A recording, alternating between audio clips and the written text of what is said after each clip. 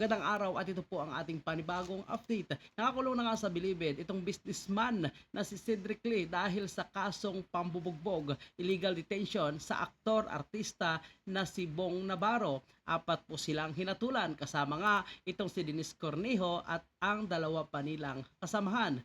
Deserve.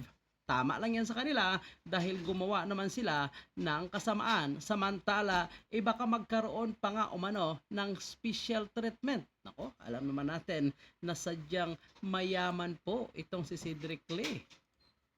Sa New Bilibid Prison, ang negosyanteng si Cedric Lee. Mula sa tanggapan ng NBI sa Quezon City, inilipat si Lee sa Bilibid. 5 araw siyang mananatili sa quarantine cell at hindi pwedeng tumanggap ng bisita. Halos 2 buwan naman siya sa Reception and Diagnostic Center ng Bilibid habang hinihintay ang classification kung saan siya i-detain. Noong Huwebes, sumuko si Lee sa NBI matapos ibaba ng korte ang sentensyang reclusion perpetua o 40-year imprisonment sa kanya, kay Denise Cornejo at 2 iba pa kaugnay sa kasong illegal detention for ransom na inihain ng aktor at TV host na si Bong Navarro. Iaapela ni Lee ang hatol. So ayan po mga kababayan po natin, buti nga sa kanila dahil mga tarantado at gusto pa nilang huthutan itong artista na si Bong Navarro pagkatapos nila bugbugin at tapos papalabasin pa nila na hindi umanong totoo at walang nangyaring pambubugbog. Samantala ang mukha nga ni Bong Navarro puno ng pasapasa. Ngayon, titingnan naman natin itong mga naging komento ng ating mga kababayan. Basahin po natin isa-isa itong mga komento mula sa ating mga netizen. Buti yan sa inyo, magsama kayo. Nico Niho, ilang years? 40 years ba? Ha ha, 40 years within the same environment. Enjoy bro, you deserve it. Ganda ng bracelet, white gold ata. Naku po, papasok sa kulungan, naka white gold pa. Talagang pang mayaman ata ang kanyang bahay sa loob ng kulungan. Sana hindi naman ganon mga kababayan. Haha, special treatment pa rin yan. Naku po, pareho tayo ng iniisip kababayan. Pag mayaman, sa harap ang pusas. Napansin pa ng ating kababayan, pag mahirap, nasa likod. Bakasyon en grande ka muna. Paglabas mo, itina, smile pa more. Dapat diretso ilagay sa silda, walang special treatment. Pantay-pantay, lahat na nagkasala.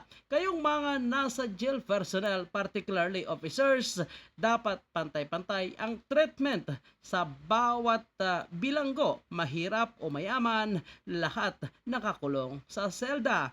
Yan ang naunang komento ng ating kababayan. Ito naman ang komento na nakuha po natin sa iba.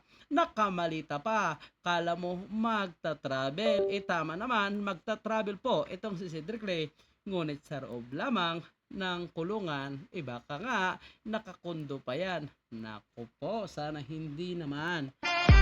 At least justice has been served. Let no one above the law. Gang sa bilibid, may VIP pa din. Ha ha ha. Iba talaga ang trato sa may pera.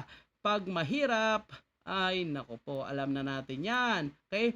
For sure, may sariling kubol yan. Malamang po yan, kababayan. Wow, si Cedric Lee looks like he's going for vacation with a pack of suitcase and knapsack.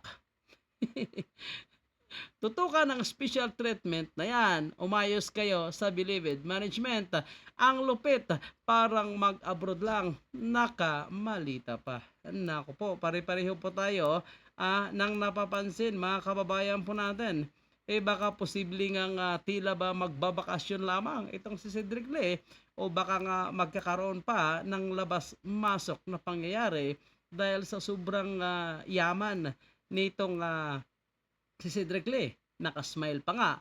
Kabaliktaran po ng iba na nahatulan ng kaso, imangiyak-ngiyak. Ito po nakasmile pa at may pagkakataon siya dapat na magtago dahil hindi naman siya agad hinuli pero kusa itong sumuko. So isa lang ang ibig sabihin, may contact na ito at posibleng may special treatment nga kagaya ng iniisip ng ating mga kababayan.